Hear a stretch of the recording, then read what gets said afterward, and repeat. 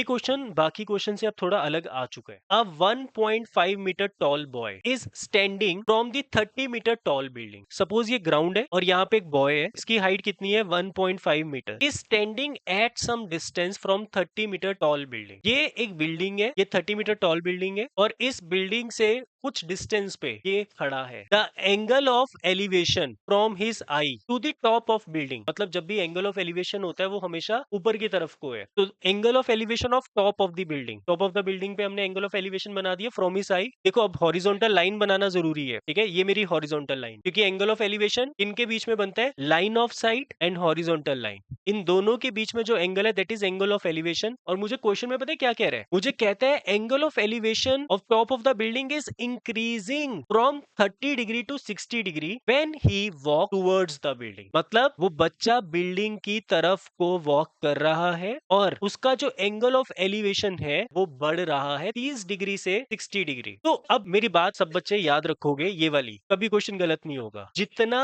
किसी भी ऑब्जेक्ट के क्लोज हम जाते हैं उतना एंगल बढ़ता है, ठीक है। तो 30 डिग्री पीछे वाला एंगल है और 60 डिग्री बड़े वाला एंगल है। जब ऊपर से नीचे देखते हैं तो एंगल ऑफ डिप्रेशन बनता है, जब नीचे से ऊपर देखते हैं तो एंगल ऑफ एलिवेशन बनता है। हमें बोलता है find the distance he walk towards the building. Building की तरफ कितना डिस्टेंस वो वॉक किया है ये निकालना है हमें। इसके लिए ना को x ले लो, इसको y ले लो और टोटल डिस्टेंस क्या ले लो आप x प्लस वाई। और आपने ये क्वेश्चन x y लेकर ही करने हैं, आसान रहेंगे। तो क्लियरिटी मिल रही है क्वेश्चन की। सपोज ये पॉइंट a है, ये b है, ये c है, ये d e f g, ये वाली चीज कितनी है 1.5, तो यहाँ पर ये वाली चीज भी कितनी होगी 1.5। अगर पूरी 30 है तो ये वाला डिस्टेंस कितना होगा 28.5। अब कौन सा ट्राइंगल ले, इन ट्राइंगल ABG के अंदर जब मैं tan 60 डिग्री लगाऊंगा, tan क्यों लगा रहा हूँ क्योंकि इसकी जरूरत नहीं है हाइपोटेन्यूज की, मुझे बेस की और परपेंडिकुलर में रिलेशन चाहिए। तो tan मेरा क्या होता है P बाई B और tan 60 कितना होता है √3, P कितना है 28.5 और नीचे y है तो y की वैल्यू निकल गई कितनी 28.5 बाय √3 मीटर्स, ये मेरा y निकल गया। उसके बाद इन ट्राइंगल AEB, इसमें क्या लगाए हम tan 30 डिग्री, तो tan 30 होगा 28.5 by x plus y। tan 30 कितना होता है 1 by √3 is equal to 28.5 by x plus y। मैंने tan इसलिए लिया है क्योंकि tan में जो रिलेशन होता है ना वो P और B का होता है। मुझे हाइपोटेन्यूज की इस पूरे क्वेश्चन में कहीं जरूरत ही नहीं है, तो ना मुझे साइन लेने की जरूरत, ना मुझे कॉस लेने की जरूरत, मुझे किसकी जरूरत है P और B का रिलेशन जो कि tan देता है मुझे, ठीक है। तो इधर शिफ्ट कर देते हैं इसको 1 by √3 into x plus y is equal to 28.5। y की वैल्यू है मेरे पास तो x प्लस, इसको रैशनलाइज ही कर दें और इसको 28.5 √3 लिख रहा हूं मैं, ठीक है। इस √3 को मैं इधर ले गया हूं, इसको रैशनलाइज कर देते हैं तो मेरे पास आएगा 28.5 बाय √3 इंटू √3 बाय √3, तो नीचे आ जाएगा 28.5 √3 बाय 3। इसको काटोगे तो 9.5, तो 9.5 √3 मीटर्स, ये मेरी y की वैल्यू है। यहाँ पे पुट कर देते हैं 9.5 √3, इधर ले जाकर माइनस कर देंगे तो x की वैल्यू आएगी 28.5 √3 माइनस 9.5 √3, तो ये हो जाएगा